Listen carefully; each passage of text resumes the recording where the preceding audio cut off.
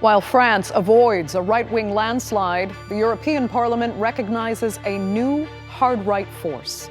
Led by Hungary's Viktor Orban, Patriots for Europe has met the quota for formal recognition, bringing together nationalist MEPs from across the EU. So can left-wing forces in France and the UK temper a general European turn to the right? And what kind of leadership do Europeans really want? I'm Andrea Sankey, and this is The Newsmakers.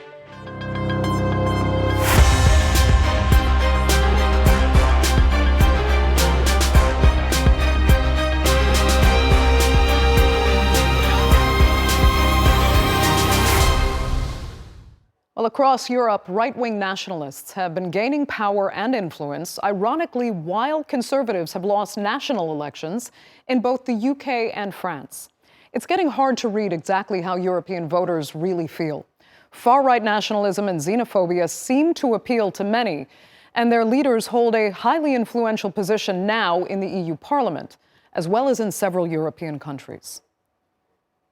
Last week, the Dutch party, led by the openly Islamophobic Geert Wilders, took the reins in the Netherlands, the latest country to join the likes of Italy, Finland, Czechia, Slovakia, Hungary, and Croatia. There's also popular support for the far right in large EU countries like Germany and Poland. Within the European Union Parliament, June's election also produced a shift to the right. The parties shown here in blue are conservative. Although the largest bloc, the European People's Party, is more centrist, the darker blues represent the far right. And a new nationalist bloc has been added. Over the weekend, Hungarian President Viktor Orban's political movement, Patriots for Europe, gathered enough MEPs to form an alliance within Parliament. Meanwhile, in the Netherlands, Geert Wilders' PVV party has been forced to water down some of its more extreme policies, such as banning the Quran, closing Dutch borders, and holding a Nexit referendum on the Netherlands' future within the EU. But the fact that the PVV is the ruling coalition's largest party in a country previously viewed as one of Europe's most liberal sent shockwaves across the continent. Wilders successfully campaigned on an anti-immigration ticket and managed to harness widespread anger over the nation's housing crisis, blaming it on a growing number of immigrants. Nou, de grootste PV-stempel is toch wel. The largest PVV footprint is the strictest policy on asylum ever. A crisis law on asylum. Retracting the law on compulsory shelter will make sure that asylum status holders will no longer get priority over Dutch people for social housing. The strongest measures on the inflow of immigrants. So that, I think, is the signature of the PVV. And perhaps more worrying still is the support for the far-right AfD party in Germany. Its policies are so extreme, even the far-right Identity and Democracy Party in the European Parliament expelled them from their bloc.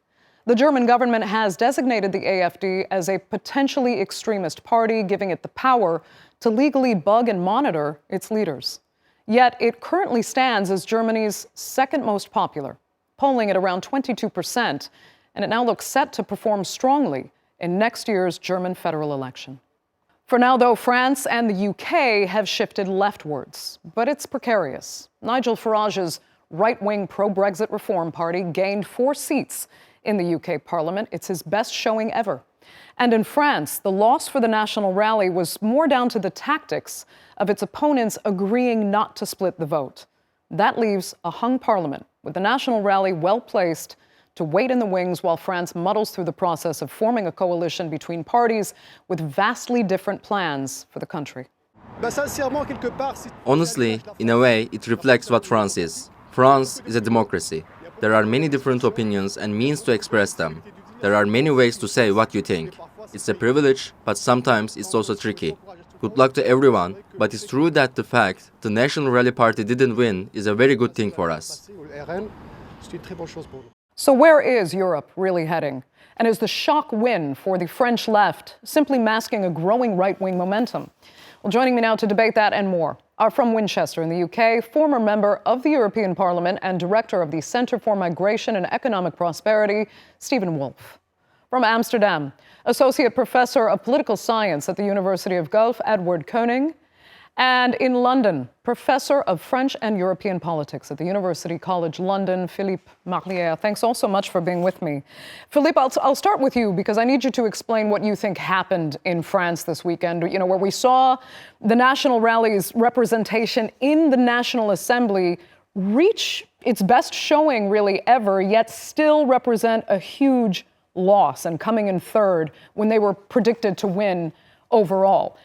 Now you're going to have a hung parliament, and many worry where that's going to take France, because Marine Le Pen herself said, actually, our victory is only delayed. Do you think she's right?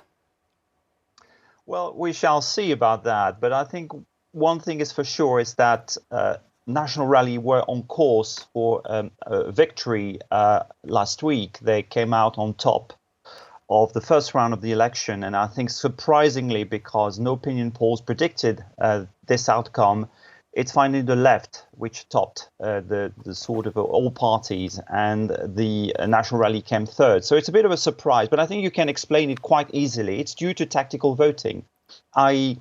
voters from the left and Macron's party joined forces in order to stop the far right getting a majority or simply come ahead. So it means one thing. It means that National Rally on the one hand is going from strength to strength because it has now 60 more MPs compared to 2022, now with a total of 143. So you could say that it's a success in this respect. However, they're still blocked when it comes to actually winning an election. That means another thing. It means that there is still a majority of French people who regard the far right as a threat to democracy and to its values. That's why, in the end, they did not prevail.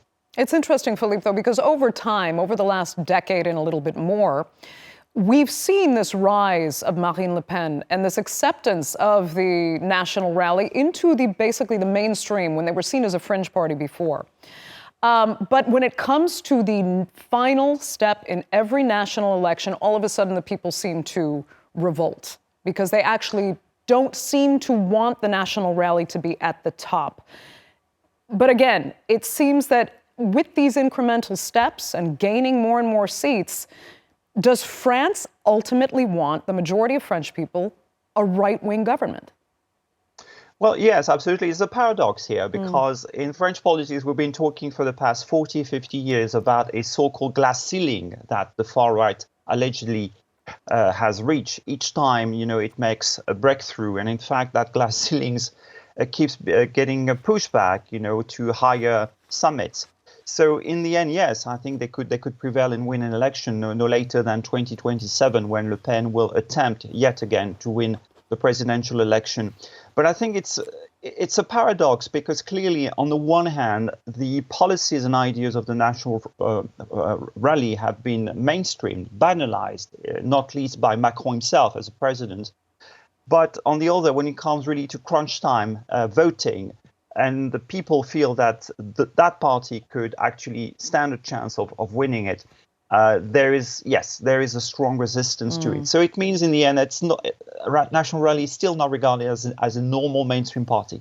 Yeah, but that could change. And if we look at the wider European context, Edward, I'll come to you because I said at the top of the program, it's kind of hard to discern exactly how Europeans are feeling, how much there's still a European sense of solidarity when you have leaders like Geert Wilders in your country, plus an increased right-wing presence in the EU Parliament. Is Europe and the European project having an identity crisis? Well, that's a very big question. I think the question of how much Europeans support the European Union has been one that's been asked for a very long time. I don't think support has been particularly large ever, and I think in the past it was more sort of disinterest rather than anything else.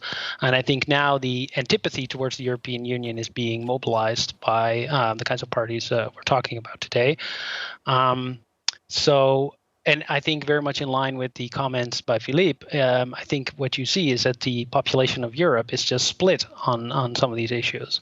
If you look at surveys that are being done, asking people to rank parties from a score from 1 to 10, saying 1, I hate them, 10, I love them, you see the parties like Rassemblement National and similar parties elsewhere in Europe typically getting a lot of 10s and a lot of 1s, right? So it's pretty difficult to talk about what do Europeans want, because a lot of Europeans want different things. Yeah, but is the big divider in the end, Edward, immigration?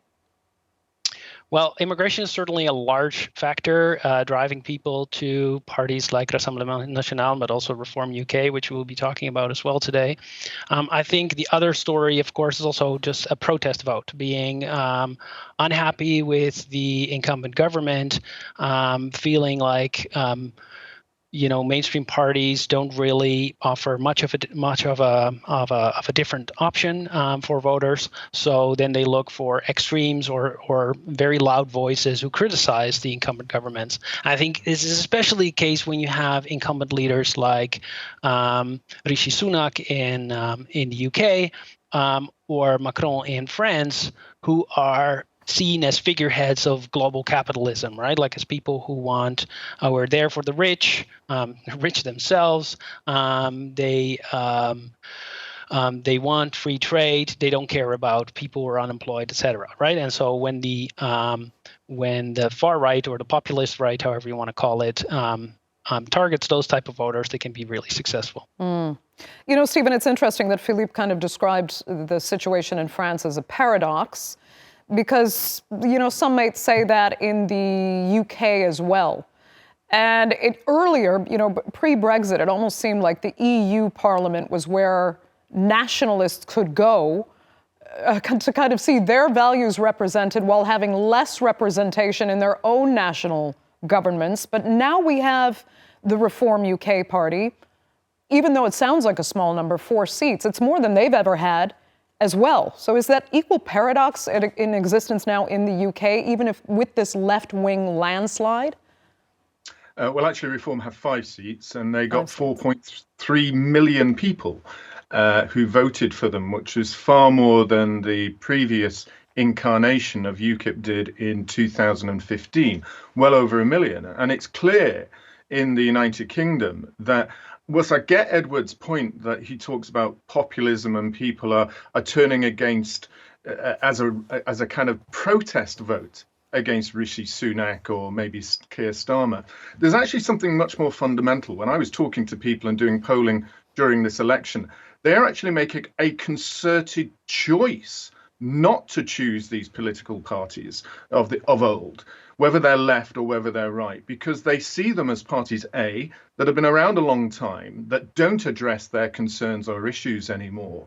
And that is why we're seeing about 30 to 40% of them looking across Europe, and you can see similar numbers. I believe that in France, 37% of the voters went for the National Party on Sunday. And they're coagulating around that number. But for me, going forward, I think that number 37 to 40 is probably the hiatus they'll ever get. And the way that politics is structured across Europe, the voting systems in France, as Philippe mentioned, where you can have all the political parties of the left and right voting to make sure the conservative right of Le Pen doesn't get in, and similarly first past the post in the UK, will not allow those parties to ever gain power.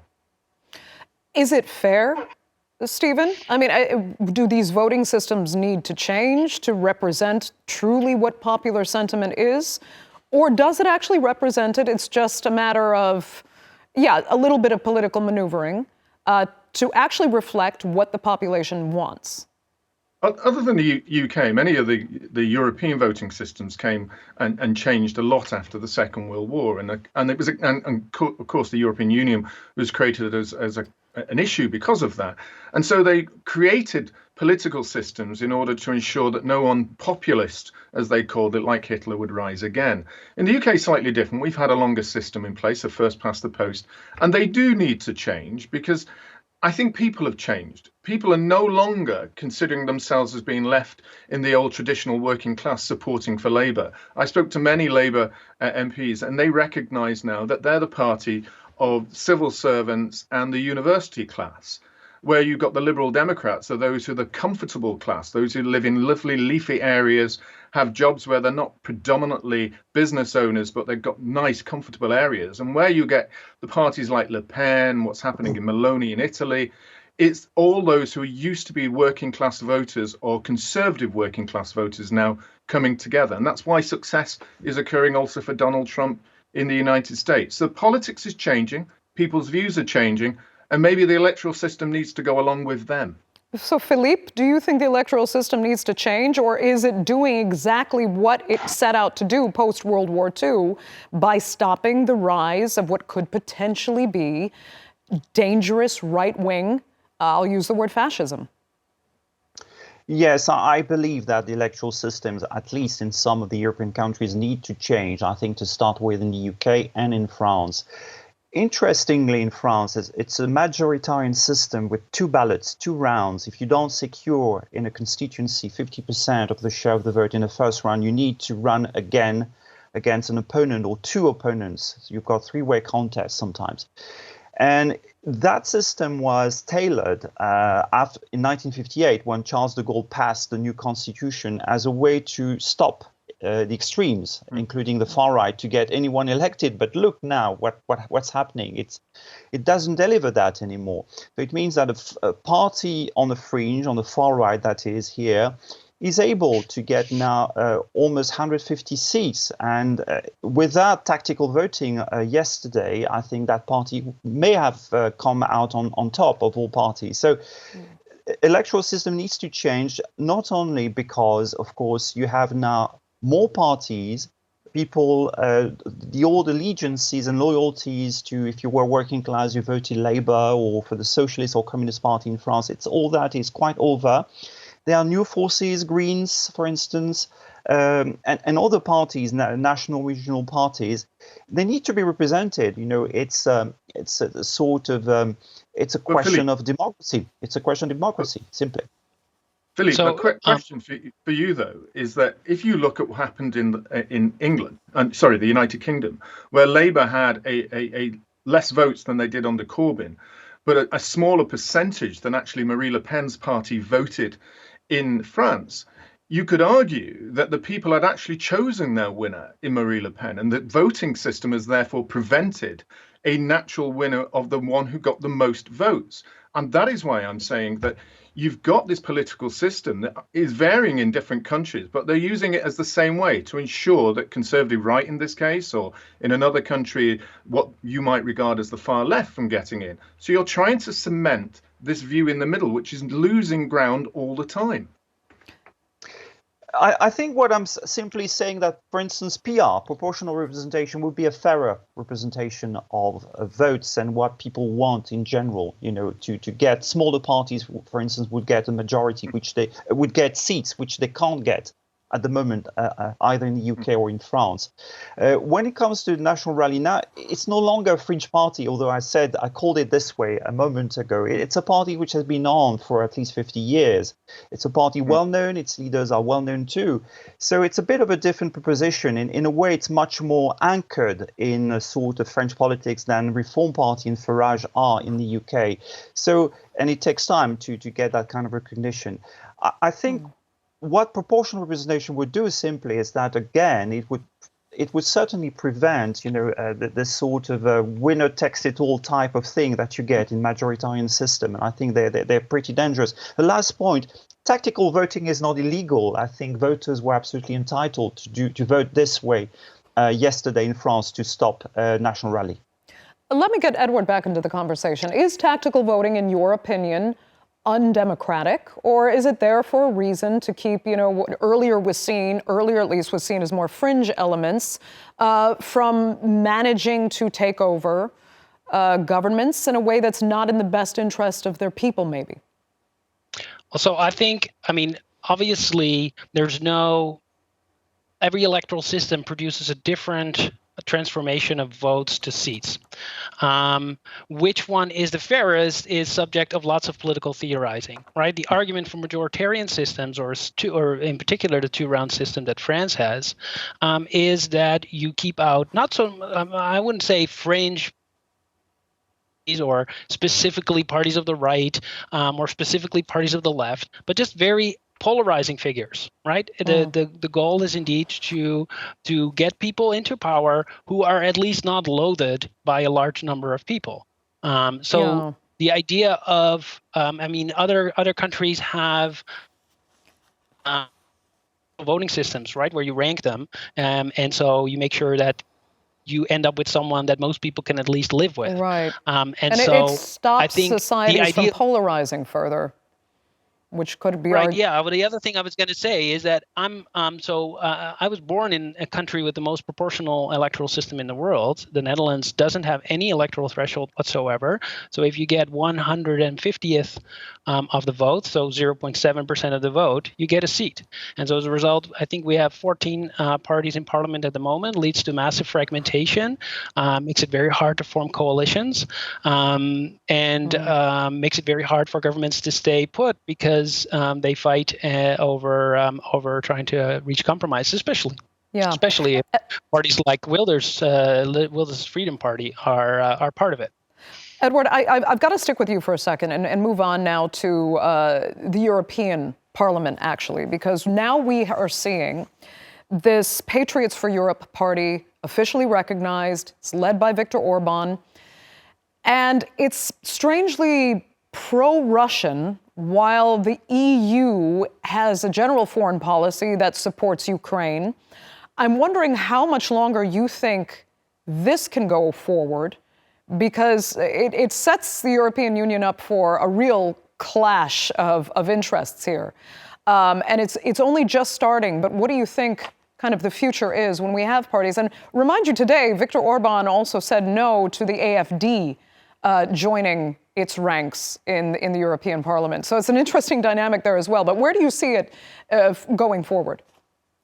Yeah, it's a very good question. And I think what we are seeing is that, like I was saying earlier, that European people's opinions on the European Union used to be one mostly of apathy. But what we're seeing now is that more and more, and so as a result, when people go to the ballot box for European parliamentary elections, the turnout rates tend to be much lower than for other elections, national elections.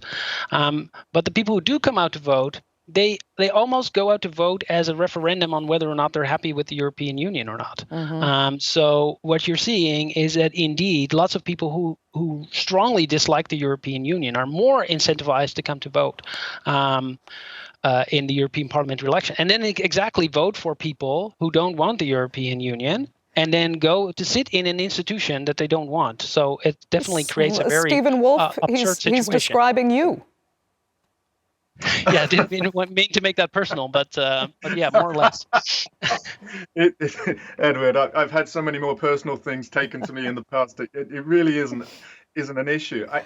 I'm intrigued by what Viktor Orban is seeking to achieve. I know how the political works, how the attempt to form political parties. I saw it with UKIP trying to initially talk with Marie Le Pen's party and failing. I think his importance will only come if he does manage to succeed with enough MEPs, as they're suggesting, that it can take them into third place above the EPP, because that then gives them power of how they might select who the commission president would be, what the particular leaderships of committees would amount to. But other than that, these parties form and break up very, very easily, and that's what potentially could happen, as during the course of the election, course of the parliament, people fail to get what they want. And I've seen that happen before, and I wouldn't be surprised if this happens again. The mainstream parties will continue. They know how the levers of power work. They have the background in the commission, the council, and all the civil servants working for them. So I don't think this will succeed for long. It may do in the short term. But still, Stephen, would you agree that the European Parliament is in a sense, become a place for people whose mission is to keep nationalism and their own country's individual interests as a priority, rather than what was supposed to be a shared sense of mission for the European project? I think what's happening is most of these parties don't want to leave the European Union, so they're simply asking the question, what is the European Union meant to be now? And so this big debate that will happen within the EU is whether we are a nation states and that's what Viktor Orban wants. The nation states are important. They should be in control. They should be making the fundamental decisions, and the EU really should be listening to them, rather than the other way around, which is where the EU seems to be making those decisions through the commissions and the way that that works. And that's where your big debate is, how you're going to go forward with the challenges of the modern world, with the United States rising in its power, whether China continues its growth or whether it's going to stagnate for the next 4 or 5 years. All of that's really, really important. For me, I always felt that the voters were the most important people, and they should be able to elect your decision makers and get rid of them. If that is what the nationalists want, then that's what they will achieve. But I don't think they can in the EU setting. Very quickly, Philippe, 30 seconds. I mean, can the EU continue to work and have it both ways when its members want these nationalistic values, yet are supposed to share a mission in bringing the EU together with solidarity? Well, yes, that kind of Europe can work, but it would be a completely different type of Europe, different from the one that was launched in the mid-1950s, with a view of further integration. Those far right-wing parties are not interested in further integration. They are in support of a sort of Europe of nations. By the way, I should point out that Le Pen's National Rally is joining Viktor Orban's new party. So that's an interesting alliance to watch out. Absolutely. Okay, Philippe, that will have to be the final word for this edition of The Newsmakers. I'd like to thank all three of my panelists really so much for each of your insights and perspectives. Greatly appreciated. Our viewers, of course, for joining us as well. Remember, you can follow us on X, and do be sure to subscribe to our YouTube channel. I'm Andrea Sankey. We'll see you next time.